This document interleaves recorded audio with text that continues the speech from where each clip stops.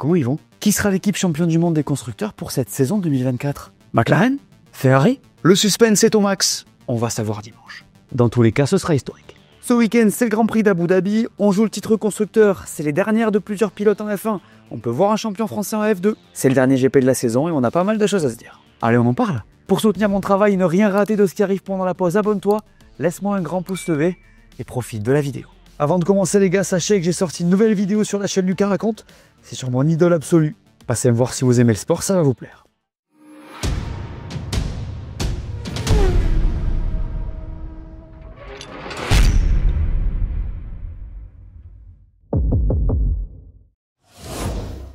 Je compte sur vous pour ne pas regarder que la F1 ce week-end les gars, parce qu'on pourrait avoir un champion français en F2. C'est important de le souligner, et vous le savez parce que je l'ai reçu sur le podcast, c'est Isaac Hadjar qui peut rafler la mise. Je vous mets l'épisode ici. Isaac, il est à un demi-point de Bortoleto avant ce Grand Prix, donc il doit tout faire pour le devancer. Bon, en vrai, avec toute la malchance qu'il a eue, il aurait dû être large devant. Entre les casses mécaniques à répétition et les dingueries comme ce qui s'est passé à Monaco, ça a vraiment pas été facile. Quoi qu'il en soit, il fera tout pour aller chercher ce titre. Parce qu'à l'heure où on se parle les gars, Isaac, c'est notre meilleur espoir de mettre un nouveau Français dans une F1. Il est pilote Red Bull, Helmut Marko l'adore. S'il gagne ce titre, il aura tout le crédit du monde pour monter. Bon, vous et moi, on sait qu'un titre en F2 ne garantit rien par contre. Il suffit de voir le classement des mecs qui montent en F1 en dehors de Bortoleto pour le comprendre. Quand tu vois qu'un Théo Pourchaire, champion de F2 et pilote de réserve chez Peugeot en WEC, ça fout la rage. Donc on va croiser les doigts pour qu'Isaac boive la pression et soulève le trophée du champion au FIA Awards. Ça ferait 2 champions français de suite en F2 et en vrai ça ferait plaisir. D'ailleurs, il y a de plus en plus de chances de le voir dans un baquet de F1 l'an prochain. On en parle plus tard dans la vidéo. Ce Grand Prix d'Abu Dhabi, les gars, c'est un peu la course des DER, comme on dit. Des DER en F1 et des DER dans des équipes. Faisons la liste. Ce GP sera la dernière course en F1 de Valtteri Bottas, Guan Yu Zhou, Kevin Magnussen, peut-être Sergio Pérez et ou Colapinto, même si j'en doute le concernant. J'aurais aimé mettre ce rôle dans cette liste, mais vous le savez, il est en CDI. Ça sera aussi la dernière course de Lewis chez Mercedes, de Sainz chez Ferrari, d'Hülkenberg chez Haas, et on a vu la dernière course d'Esteban Ocon la semaine dernière. Alors il n'est pas garanti que ce soit des dernières absolues en F1, les gars. On sait jamais, Nico Hülkenberg en est la preuve. Surtout quand tu sais qu'il va y avoir une 11e équipe en F1 avec ces 2 nouveaux baquets. Mais bon, on va faire comme si. Alors vous l'imaginez, il y a des pilotes qu'on va regarder plus que l'autre. On sera bienveillant avec Magnussen qui a fait une très belle carrière. On va le remercier. Guan Yu Zhou, bon il est gentil mais ça ne nous perturbera pas outre mesure. C'est pas faux. Par contre, Valtteri Bottas par exemple, je pense qu'il faut qu'on en parle. Parce que votre pote là, c'est quand même un sacré profil. Attendez, 5 saisons chez Mercedes quand même à l'époque où c'est un rouleau compresseur. 10 victoires, 20 pole positions. Il n'y a pas tant de pilotes qui ont des stats comme ça. Perso, je m'en rappellerai comme l'un des meilleurs numéro 2 que j'ai vu. Bon, c'est pas le meilleur en défense, mais c'est grâce à lui que Merco prend le titre constructeur en 2021 par exemple. Donc c'est quand même un nom important qui quitte ce sport. Il est en roue libre sur la fin, on va pas se mentir, mais je me devais de souligner ce départ. Ensuite, messieurs, dames, il y a Carlos Sainz et Ferrari. Vous avez capté, je garde le meilleur pour la fin. Il aura fait 4 saisons pour pas mal de réussite quand même. Je pense que ça a bien fonctionné. Vous me direz ce que vous en pensez, mais Sainz, même si on connaissait sa valeur depuis McLaren, pour moi il s'est révélé. Il a montré des capacités hyper intéressantes de racing et de vista. Il a mine de rien pas mal battu Charles Leclerc. Perso, j'adore ce pilote, et je sais que c'est pas forcément beaucoup le cas parmi eux. Il a cet aspect travailleur que j'adore, il est hyper constant sur ses saisons. J'ai vraiment hâte de voir quelle va être son influence chez Williams. Il y a vraiment moyen que Charles et lui ce soit le meilleur duo sur cette saison. Vous me direz ce que vous en pensez en commentaire. D'accord, faisons comme ça. Bref, Carlos Sainz quitte Ferrari, et fallait qu'on en parle aussi. Ça y est les gars, Lewis Hamilton va disputer sa dernière course avec Mercedes. Après 11 saisons ensemble et 6 titres de champion du monde pilote. Prenez de l'aspirine si vous avez le tourner.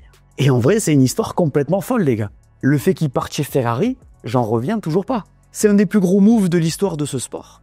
Et aussi parce qu'il quitte Mercedes. Donc quoi qu'il arrive au niveau de la perf, il y aura de l'émotion. Cette saison, elle a été compliquée, il y a eu des hauts et des bas. Beaucoup de bas quand même. Il s'est fait détruire par George, faut le dire. Mais bon, ce week-end, on va célébrer. Enfin, j'espère. Parce que faut le dire aussi, l'ambiance, elle est pas non plus hyper chaleureuse chez les grilles.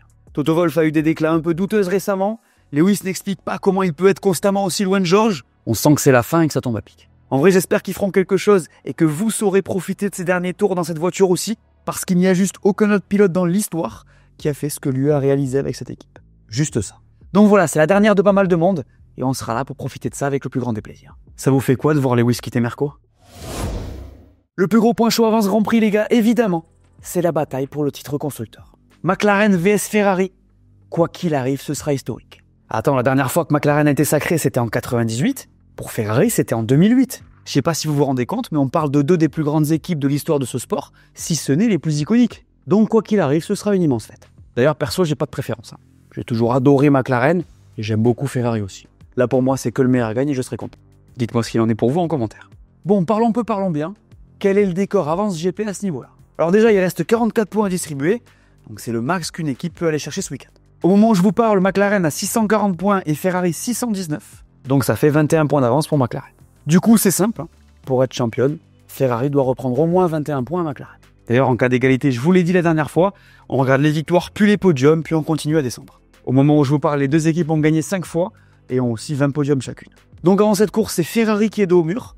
Le truc, c'est que la dynamique va dans leur sens. Parce que ça fait 2 grands prix qu'ils reprennent des points à McLaren. Bon, au Qatar, ils s'en sortent bien, mais ça compte. Après, on va pas se mentir, 21 points d'écart, c'est beaucoup. Pour que la Scuderia soit sacrée, il faudra quand même qu'il se passe quelque chose chez McLaren. Et là, pour le coup, ça sera assez difficile de vous dire à qui ce circuit ira le mieux. Ferrari pourrait y être plutôt pas mal pour le coup dans les secteurs 2 et 3. Je ne sors pas McLaren de l'équation. Et la Red Bull de Max pourrait aussi être là. Donc c'est assez difficile à lire, mais c'est aussi ça qui rend les choses intéressantes. Et quoi qu'il en soit, ça va être piquant, parce qu'il y a moyen que McLaren sente la pression. En vrai, ils sont pas hyper sereins non plus depuis quelques courses. Ils ont leur destin entre les mains, mais il va pas falloir flancher. D'ailleurs, pour terminer avec la Scuderia, sachez que vendredi va se passer une première historique, puisque Charles et Arthur Leclerc vont rouler en FP1. J'ai hâte de voir comment ils vont faire pour l'affichage. Donc voilà, on a une bataille historique pour le titre.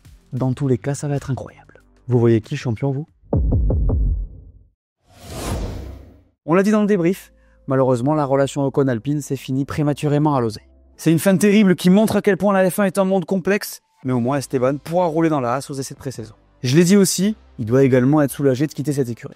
Ça a été une année compliquée, c'est peu de le dire. Entre le tranché dans le vif, ce qui se passe en fin de saison, et ça là, c'est pas évident. Après, il a déclaré qu'il aurait préféré terminer d'une autre manière. Tu m'étonnes. C'est le seul vainqueur de cette équipe, il a passé tellement de temps avec eux, pour l'élégance on repassera. Après c'est comme ça, c'est la F1. Quoi qu'il en soit, ce week-end, c'est Jack Doohan qui prendra sa place dans la voiture. Et ça va être intéressant. Parce que Doohan, il a roulé en F1 sur des essais, mais il n'a jamais fait de GP. Du coup, Alpine a tout à gagner en lui donnant cette expérience en amont d'une première saison. La voiture, il a déjà conduite. Abu Dhabi, il connaît par cœur. Ça devrait aller. Après, il y a direct de la pression, parce que là, c'est direct dans le grand bain et tu peux pas être à une seconde de pierre. Hein. Quand tu vois ce que les rookies ont fait cette année, c'est interdit. Surtout qu'ils jouent la P6 et que ça vaut des millions, cette histoire. Donc, faudra le suivre. En vrai, j'ai aussi hâte de voir si cette voiture va se réveiller pour éclaircir cette histoire de différence de matos entre Esteban et Pierre. Ce week-end sera aussi riche en réponses à ce niveau-là. Pour finir sur Doohan et pour appuyer la pression qui sera sur lui, les gars, vous l'aurez sûrement vu passer, mais il se dit aussi que son volant serait d'ores et déjà en danger. Ouais, what? Je reparle de Colapinto après, mais il se dit qu'Alpine flirterait avec lui et que Doohan aurait un contrat contenant des clauses de performance. Du coup, il serait pas à exclure que si ça marche pas en début de saison prochaine, on le sorte pour mettre un autre pilote à sa place. En l'occurrence, potentiellement Franco Colapinto. On en reparle, mais au final, cette course pourrait être bien plus qu'une promenade de santé pour Jack Doohan. Le Grand Prix d'Abu Dhabi 2024 pourrait être le dernier de Checo Pérez en F1. Logiquement et évidemment. Parce qu'il est complètement rôti mentalement depuis Miami, qu'il ne délivre plus jamais, et tout simplement parce que son équipe ne veut plus de lui. Au Qatar, il a encore fait une dinguerie en perdant la voiture tout seul et en cramant l'embrayage aux grandes dames de ses mécanos. En vrai, les gars, Checo, ça doit s'arrêter. Son manque de performance coûte énormément à l'équipe. Et là, c'est son grand allié de toujours, Christian Horner, qui en est allé de son petit mot sur lui. On peut le comprendre, hein. À un moment donné, la seule raison pour laquelle ils sont hors du coup au championnat, elle s'appelle Sergio Pérez. Pour lui, les circonstances ne sont pas idéales, évidemment, mais vous avez capté. Ce qui est un peu étonnant par contre, c'est qu'Horner, il a dit ça. Je pense qu'il est assez âgé et assez sage pour tirer ses propres conclusions, mais il reste une course. Mettons Abu Dhabi derrière nous et voyons où nous en sommes. En fait, on a l'impression que l'équipe ne peut pas le sortir et c'est limite si Horner ne l'appelle pas à prendre sa retraite. Le souci, et je vous l'ai déjà dit, c'est qu'il y a un écosystème autour du pilote qui préfère sûrement qu'il finisse son contrat. Je vous garantis que Pérez, il est pas au top. Hein. Je vois pas comment il peut avoir envie de continuer. Il se dit qu'il y aurait un meeting après Abu Dhabi pour discuter de son sort. On en saura donc très vite après ce week-end. D'ailleurs, en ce qui concerne ce remplaçant, il semblerait que Franco Colapinto ne soit plus considéré. En fait, il se dit qu'on lui aurait promis un contrat Red Bull sous réserve d'un certain niveau de perf, mais vous avez vu ce qui s'est passé. Plusieurs crashs, une perte de confiance, ça semble terminé. D'ailleurs, c'est son crash à Las Vegas en qualif qui aurait définitivement changé la vie de Red Bull. Du coup, on partirait sur Yuki Williams pour remplacer Checo, ce qui normalement devrait ouvrir un baquet à Isaac. Ça se précise de plus en plus pour lui chez Vcarb. Il a fait une petite gaffe en conférence de presse, ça sent assez bon. En vrai, j'espère du fond du cœur que c'est ce qui va se passer pour lui. Il le mérite qu'il aille chercher le titre ou pas. On devrait savoir pour lui aussi après Abu Dhabi. Bon les gars, on va réussir une prédiction à un moment donné ou pas là? C'est quoi cette histoire? C'est insupportable! Jean-Michel est complètement perdu. Je retente ma chance pour la dernière fois cette saison. Le partenaire de Jean-Michel Prédiction, comme d'habitude, c'est Winamax. D'ailleurs, si les paris sportifs vous intéressent, il vous propose une offre de bienvenue que je recommande. En gros, si vous êtes nouveau, il double votre premier dépôt. Donc par exemple, si vous mettez 20 €, vous en recevrez tout de suite 20 en paris gratuit, plus 10 € en bonus. Le dépôt minimum, c'est 15 € par carte de crédit et le dépôt maximum, c'est 100 €. Pour en profiter, il vous suffira de cliquer sur ce lien que vous trouverez en description et de rentrer mon code, donc Lucas10. Pour ceux que ça intéresse, régalez-vous. Vous la voyez venir, la prédiction sur le champion constructeur ou pas? J'ai envie de faire une dinguerie et croyez pas que vous allez m'en empêcher. Messieurs, dames, avant Abu Dhabi, j'ai envie de prendre un petit risque et je vais vous dire quelque chose qui va vous étonner. Et oui, sur ce dernier GP de la saison, c'est la Scuderia Ferrari qui va être couronnée. Je vous l'ai dit, j'ai envie de jouer, il y a un problème? On fait le point dans le débrief pour voir si Jean-Michel a eu raison. Les codes, c'est comment? Alors, pour la gagne, c'est très serré entre Lando et Max, Charles suit, et on compte sur George Russell pour le podium. Je te rappelle que si t'es pas majeur, tu n'es pas concerné, et que pour gagner de l'argent, le mieux, c'est de trouver un travail. Tu me fais ta prédiction? Alors, ce circuit d'Abu Dhabi, un tracé que vous connaissez depuis longtemps, puisqu'il est au calendrier depuis 2009. Assez homogène, surtout depuis les changements de 2021, il propose un mix entre pleine charge, freinage et virage à basse vitesse. Pas mon préféré, mais disons que ça va de mieux en mieux. On fait un tour ou quoi? Allez, c'est parti dans la ligne droite des stands de ce circuit. Pas de DRS ici, mais ça arrive. On rentre fort dans ce premier virage qui se prend à moyenne vitesse avant de repartir tout de suite sur les gaz et monter sur le livreur à droite. Les 2, 3 et 4, c'est à fond. Ici, on passe la ligne de détection du DRS et le premier secteur se termine. Le numéro 5, vous le connaissez si vous avez regardé l'épisode 2021. On essaie de garder le max de vitesse dans le virage. La traction va être super importante en sortie. Là, donc c'est à fond. On ouvre le DRS pour dépasser dès qu'on le peut. Et au numéro 6, c'est un gros freinage avec une chicane qui sera l'un des endroits les plus lents de ce circuit. En sortie, c'est à fond le plus tôt possible encore une fois pour entamer au mieux cette nouvelle pleine charge où les pilotes auront aussi le DRS. Ça pourra peut-être doubler ici aussi. Au 9, on entame le secteur 3 avec une courbe à moyenne vitesse qui aura un gros impact sur le chrono. Attention au 12 qui est un peu en aveugle. Petit virage à 90 au passage. On passe sous l'hôtel. Ça repart à fond vers le dernier virage dont la sortie sera importante pour le chrono. Et c'est la fin de ce tour. Vous aimez ce tracé? La météo de ce Grand Prix. Vendredi, il fera beau et chaud. Samedi, c'est pareil. Et dimanche, c'est la même chose. Le programme du Grand Prix d'Abu Dhabi. Vendredi à 10h30, ce sera les FP1 et à 14h les FP2. Samedi à 11h30, on aura les FP3 et à 15h les qualifs. Et dimanche à 15h, le Grand Prix. Pour ma part, je ne serai sur aucun plateau ce week-end et je ne serai pas en live non plus. En tout cas, c'était la dernière preview de cette saison 2024. Ça a été un vrai plaisir de faire ça avec vous. Je vous remercie encore une fois pour l'engagement sur la chaîne et je vous dis à l'année prochaine. On se voit pour le débrief. Voilà, merci à tous de m'avoir écouté. J'espère que cette vidéo vous a plu. Laissez-moi un pouce bleu, dites-moi en commentaire ce que vous pensez qui va se passer ce week-end. N'oubliez pas d'aller voir mes dernières vidéos que vous n'aurez pas vues. Dites-moi tout. Et on s'abonne. Allez, ciao!